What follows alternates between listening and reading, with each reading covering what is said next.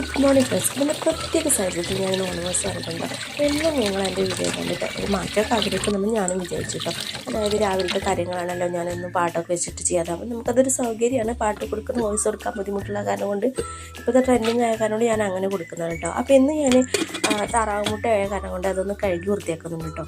ഒരു വെറൈറ്റി ആയിക്കോട്ടെ, എന്ന് ചെയ്യുന്ന രീതിയിൽ നിന്ന് മാറ്റി പിടിക്കാൻ വെച്ച് കുട്ടികൾക്ക് കൊടുത്തേക്കും ചെയ്യാം, ഉച്ചയ്ക്ക് നമുക്ക് കഴിക്കും ചെയ്യാൻ വെച്ചിട്ട് ഞാൻ മുട്ട ബിരിയാണി ഉണ്ടാക്കട്ടോ. അപ്പോൾ അല്ല അതിൽ ചെയ്യുന്ന കാര്യങ്ങളൊക്കെ ഉൾപ്പെടുത്തിയിട്ട്, അപ്പോൾ താറാമുട്ട കഴുകി ഞാൻ കുക്കറിൽ വേവിച്ചിട്ടോ. അതൊക്കെ നമ്മുടെ വീഡിയോസിൽ പെടുന്നുണ്ട്.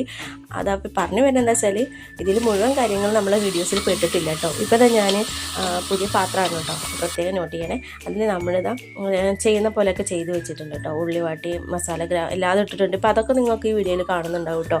ഇനി നമ്മൾ കോഴിമുട്ട പുഴുങ്ങി കഴിഞ്ഞിട്ട് അത് തോല് പൊളിക്കുന്നതോ അതേപോലെ അങ്ങനെയുള്ള കാര്യങ്ങളൊക്കെ എടുത്തിട്ടുണ്ടായിരുന്നു കേട്ടോ. നമ്മൾ വീഡിയോസിൽ അതൊന്നും ഇതിൽ പെട്ടില്ല കേട്ടോ. അതുപോലെ ചോറ് വേറൊരു കുക്കറിൽ ബിരിയാണി അരി വെച്ച് വേവിച്ചിരുന്നു, അതൊന്നും ഇതിൽ പെട്ടിട്ടുണ്ടായിരുന്നില്ല കേട്ടോ.